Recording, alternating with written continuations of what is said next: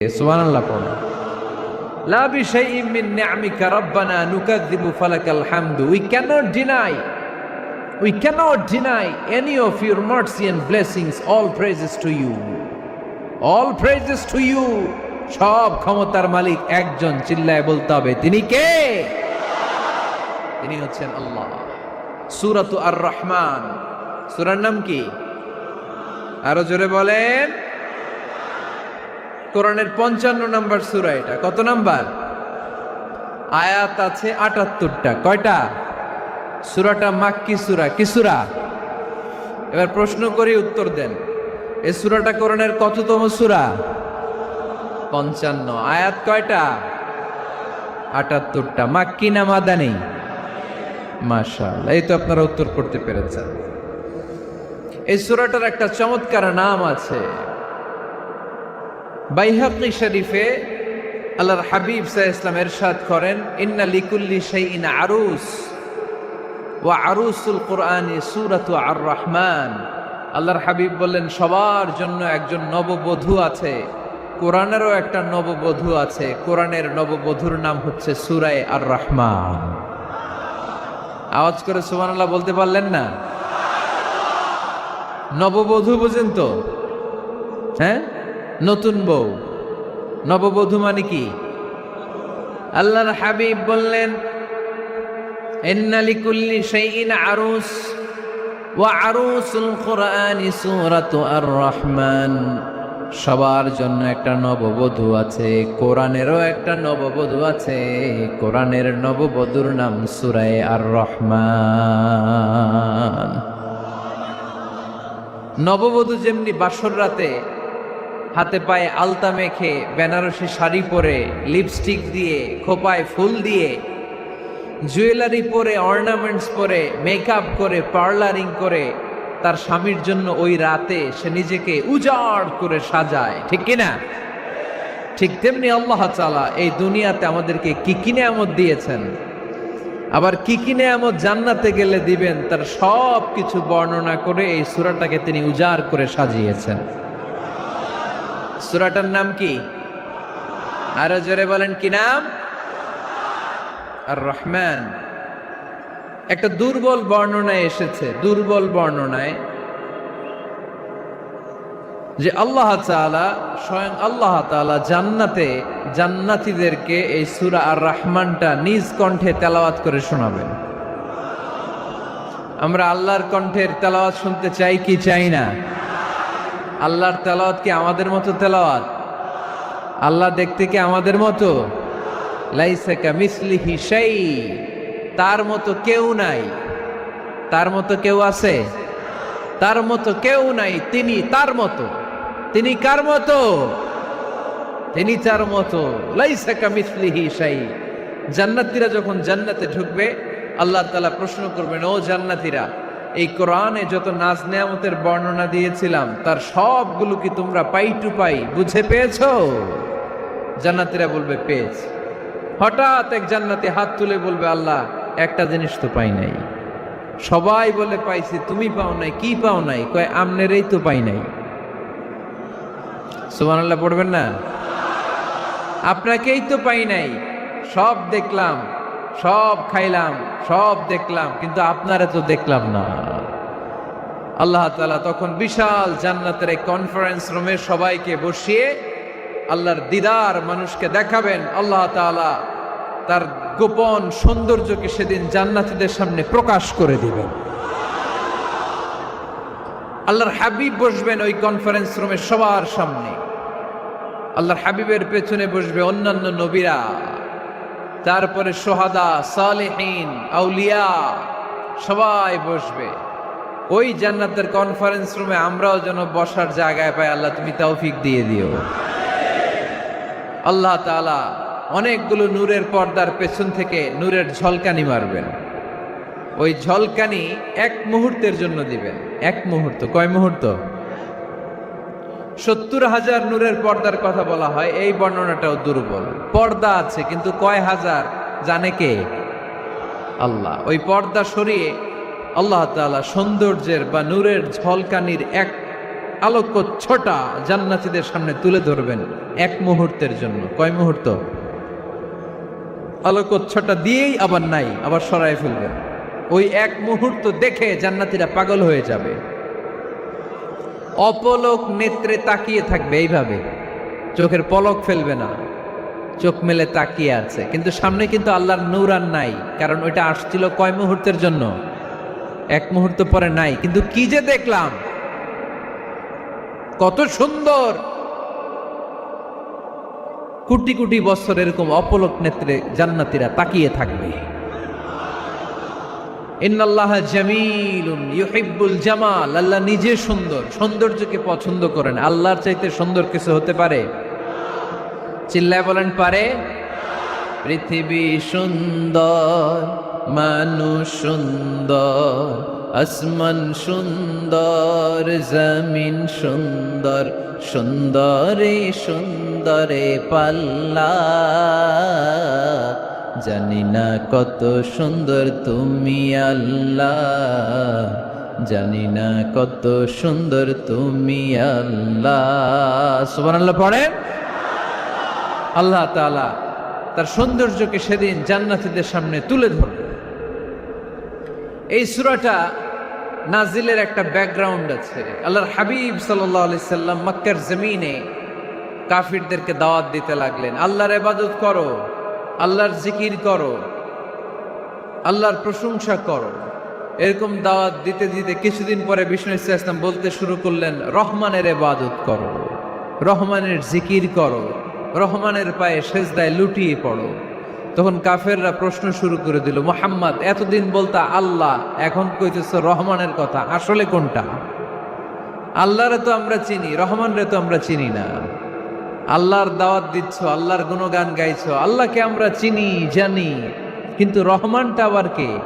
সে আবার কবে আসলো, কোত্থেকে আসলো, কবে থেকে আছে, কতদিন থাকবে? রহমানরে তো আমরা চিনি না। ওরা রহমান চিনে না। এজন্য আল্লাহ তাআলা রহমানকে চিনায় দেওয়ার জন্য আর রহমান নামে একটা সূরা নাজিল করে দিলেন। وَإِذَا قِيلَ لَهُمُ اسْجُدُوا لِلرَّحْمَنِ قَالُوا وَمَا الرَّحْمَنُ, যখন তাদেরকে বিশ্বনবী বললেন রহমানের পায়ে সেজদা দাও, রহমানের জন্য সেজদায় লুটিয়ে পড়ো, ক্বালু আমার রহমান, তারা বলল রহমানটা আবার কে? রহমান কে? আল্লাহ চিনি, রহমানরে তো চিনি না। এখন রহমানকে এটা চিনানোর দরকার আছে না নাই? রহমানকে এটা চিনানোর জন্য আল্লাহ তাআলা আর রহমান নামে কোরআনে একটা সূরা নাজিল করলেন। চিল্লায় পড়েন আল্লাহু আকবার। কাফেরদেরকে জানানোর জন্য রব্বুল আলামিন সূরাত আর রহমান নাজিল করলেন আর বললেন, আর রহমান আল্লামাল কুরআন খলাকাল ইনসান আল্লামাহুল বায়ান। দয়াময় রহমান শেখালেন কোরআন, বানালেন ইনসান, শেখালেন বায়ান। দয়াময় রহমান শেখালেন কোরআন, বানালেন ইনসান, শেখালেন বায়ান। দয়াময় রহমান শেখালেন কোরআন, বানালেন ইনসান, শেখালেন বায়ান। দয়াময় রহমান শেখালেন কোরআন, বানালেন ইনসান, শেখালেন বায়ান। আল্লাহু আকবার। আল্লাহ বলেন রহমানকে চিনো না? আর রহমান আল্লামাল কুরআন খলাকাল ইনসান আল্লামাহুল বায়ান। আমি হলাম রহমান, আমি দয়াময়, আমি মেহেরবান। আমার দয়ার কোনো শেষ নাই, আমার মায়ার কোনো শেষ নাই। আমার দয়া ভালোবাসা ছাড়া এই পৃথিবীতে কোনো কিছু হওয়া সম্ভব। ওয়াসিআত রাহমাতি কুল্লা শাই, সব জায়গায় আমার আল্লাহর রহমত আছে না নাই? আল্লাহর রহমত ছাড়া এক ফোঁটা বৃষ্টি আকাশ থেকে জমিনে ঝরে? আল্লাহর রহমত ছাড়া একটা গাছের পাতা মাটিতে পড়ে? আল্লাহর রহমত ছাড়া একটা শ্বাস আমরা ভেতরে ঢুকাতে পারি? আল্লাহর রহমত ছাড়া পৃথিবীতে কিচ্ছু সম্ভব না। চিল্লায় বলেন ঠিক কি না? আমার আল্লাহর দয়া ভালোবাসা যে কত বেশি আমরা জানি না, আমরা জানি না। আরশের বুকে আল্লাহ বিশাল সাইনবোর্ডে লিখে রেখেছেন সাবাকাত রাহমাতি গাদাবি, সাবাকাত রাহমাতি গাদাবি। এর মানে হচ্ছে আমার রাগের উপরে আমার দয়া বিজয় লাভ করেছে। সাবাকাত রাহমাতি গাদাবি, আমার রাগও আছে, আল্লাহর রাগ আছে না? আমার দয়াও আছে, আল্লাহর দয়া আছে না? আল্লাহ বললেন আমার রাগও আছে, আবার আমার দয়াও আছে, তবে জেনে রেখো আমার রাগের চেয়ে দয়া বেশি। আল্লাহর কোনটা বেশি?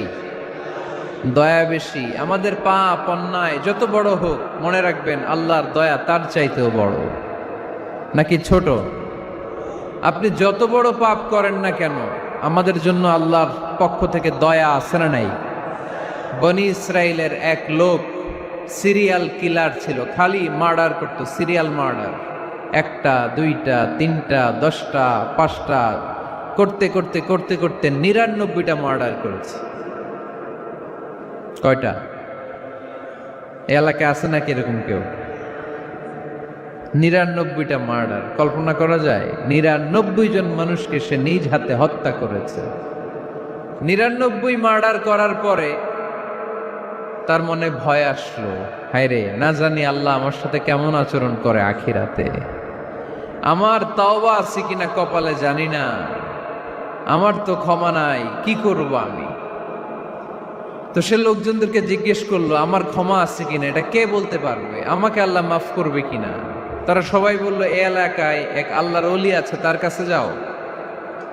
সে আল্লাহর ওলির কাছে যেয়ে বলে, ও আল্লাহর ওলি, আমি 99টা হত্যা করেছি, 99টা মার্ডার, আমার কপালে ক্ষমা আছে কিনা তুমি একটু বলো। আল্লাহর ওলি কই, কি বললা? 99টা মার্ডার? হায় হায় সর্বনাশ, তোর কোনো ক্ষমা নাই। এবার যে মার্ডার করছো কয় আমার যেহেতু ক্ষমা নাই, তোরে বাঁচায় রেখে লাভ কি, তোরেও দিলাম শেষ করে। এবার সেঞ্চুরি করে ফেলাইছে। কথা বুঝতেছেন? আমার যেহেতু ক্ষমা নাই, তো তোরে বাঁচায় রেখে কি লাভ, তোরেও শেষ করে দিলাম। এবার সেঞ্চুরি। সেঞ্চুরি করার পরেও ভয় আসে না নাই অন্তরে? অন্তরে তো আল্লাহর ভয়, কই যাবে? খুঁজতে লাগলো কে সমাধান দিতে পারবে। একজন বলল ওই এলাকায় একজন বড় আলেম আছে, ওই আলেমের কাছে যা। সে আলেমের কাছে যেয়ে বলে, আলেম, আমি 99টা হত্যা করেছি, এখন আমার বড্ড ভয় হয়, আল্লাহ আমারে মাফ করবে কিনা, তুমি একটু আমারে বলো। আলেম বলে, তোমার গুনাহ যত বড়ই হোক, আমার আল্লাহর দয়া তার চাইতেও বড়। তুমি কি পাপ করেছো, কি অন্যায় করেছো? তুমি জানো না আমার রব কত মেহেরবান, তিনি কত দয়ালু, তিনি ভালোবাসার আধার, তিনি করুণার আধার। তোমার পাপ অন্যায় যদি হয় খালের পানির সমান, বিলের পানির সমান, আমার আল্লাহর দয়া সাগরের পানির সমান। তোমার পাপ আর অন্যায় যদি হয় পাহাড়ের সমান, আমার আল্লাহর ভালোবাসার দয়া হচ্ছে আকাশের সমান। তুমি যদি তওবার মতো তওবা করতে পারো, ক্ষমার মতো ক্ষমা চাইতে পারো, চোখের পানি ছেড়ে, চোখের পানির বড় দাম, চোখের পানির মধ্যে বিশাল কারিশমা, এটা আল্লাহ খুব পছন্দ করে। 2 ফোঁটা পানি আল্লাহ পছন্দ করে। এক, জেহাদের ময়দানে শহীদের গা বেয়ে ঝরে পড়া রক্তের ফোঁটা। 2 হচ্ছে অনুতপ্ত বান্দার চোখের পানির ফোঁটা। বান্দা যখন অনুতপ্ত হয়ে চোখের পানি ছেড়ে কাঁদে, তার চোখের পানি চোখ বেয়ে নাকের ডগা বেয়ে মাটিতে পড়ার আগেই ওই অনুতপ্ত বান্দার সব গুনাহ আল্লাহ মাফ করে দেয়। সে জিজ্ঞেস করলো আমার ক্ষমা আছে কিনা? আলেম বলে আছে, ক্ষমা আছে। তওবার মতো তওবা কর, তাওবাতান নাসুহা, তওবার মতো তওবা করলে আল্লাহ ঠিকই মাফ করবে। সে এতটাই অনুতপ্ত হলো, এতটাই, সে আল্লাহর কাছে ক্ষমা চাইতে শুরু করলো। আলেম পরামর্শ দিল, তুমি যে এলাকায় থাকো এলাকাটা ভালো না, এলাকাটা ছাড়ো, এখানে সব ডাকাতদের এলাকা, তুমি একটা ভালো এলাকায় যাও, ওখানে যে তওবা করে ভালো মানুষ হয়ে যাও। সে নিয়ত করে কাপড় চোপড় গুছিয়ে ভালো এলাকায় যাবে, ঘর থেকে বেরোয়ার সাথে সাথেই মালাকুল মাউত চলে আসছে, তার রুহু কবজ করে ফেলছে। এখন রুহুকে নিয়ে যাবে, ফাজাত মালাইকাতুর রাহমা ওয়া মালাইকাতুল আযাব, রহমতের ফেরেশতারাও আসছে, আযাবের ফেরেশতারাও আসছে। রহমতের ফেরেশতারা বলে না না, সে তওবার নিয়ত করেছে, যদিও তওবা করতে পারে নাই, যদিও ভালো এলাকায় যেতে পারে নাই, তওবার নিয়ত করেছে, অনুতপ্ত হয়েছে, ক্ষমা চাওয়ার চিন্তা করেছে, আমরা তার রূহ নিয়ে ইল্লিনে রেখে দেব। আযাবের ফেরেশতারা বলে না না, ৯৯টা হত্যা করার পরে আরো একটা হত্যা করে সেঞ্চুরি করেছে, এখনো তো ভালোভাবে তওবা করতে পারে নাই, তার রূহটা নিয়ে আমরা সিজ্জিনের ভেতরে ঢুকায়ে দেব। দুই দল ফেরেশতার মারামারি, এ বলে আমরা নিব, এ বলে আমরা নিব, ঝগড়া আছে না নাই? আল্লাহ বললেন রাখো রাখো, ঝগড়ার দরকার নাই, এক কাজ করো, যেখানে মারা গিয়েছে ওইখান থেকে ফিতা দিয়ে মাপতে শুরু করো। ভালো এলাকাটা যদি কাছে হয় জান্নাতের ফেরেশতারা নেবে, খারাপ এলাকা যদি কাছে হয় জাহান্নামের ফেরেশতারা নেবে। খারাপ এলাকা তো একেবারেই কাছে, ঘর থেকে বেরোয়ার সাথে সাথে মৃত্যু হয়েছে, আর ভালো এলাকা তো অনেক দূর। আল্লাহ জামিনটারে আদেশ দিলেন, জামিন এই অনুতপ্ত বান্দার জন্য তুই ভালো এলাকাটা কাছে চলে আয়। ভালো এলাকাটার জামিনটা তুই সংকুচিত হয়ে যা, যদিও ঘর থেকে বের হয়েছে একেবারে কাছে, খারাপ এলাকা হাজার হাজার মাইল দূরে চলে যা। ফিতা দিয়ে মাপ দিয়ে দেখে সর্বনাশ, ভালো এলাকাটা তো একেবারেই কাছে, খারাপ এলাকাটা অনেক দূরে। আল্লাহর ফয়সালা অনুযায়ী রহমতের ফেরেশতারা তার রূহকে নিয়ে জান্নাতের ভেতরে ঢুকিয়ে দিয়েছে। ৯৯টা হত্যা করার পরে আরো একটা হত্যা করে সেঞ্চুরি, ১০০টা খুন করছে। আপনি কয়টা করছেন? আমি কয়টা করছি? তো ১০০টা খুন করে যদি ও মাফ পেতে পারে আমার আল্লাহর কাছ থেকে, আমরা কি ক্ষমা পেতে পারি না? ওর পাপের কাছে আমাদের পাপ কি? কয় ওয়াক্ত নামাজ ছাড়ছেন আপনি? কয়টা মিথ্যা কথা বলছেন? কতবার ঘুষ খাইছেন? কত টাকা সুদে লাগাইছেন? কত অন্যায় করছেন? কত জুলুম করেছেন? মনে রাখবেন, আপনার পাপ, আপনার অন্যায়, আপনার জুলুম যত বড় হোক না কেন, আমার আল্লাহর দয়া তার চাইতেও বড়।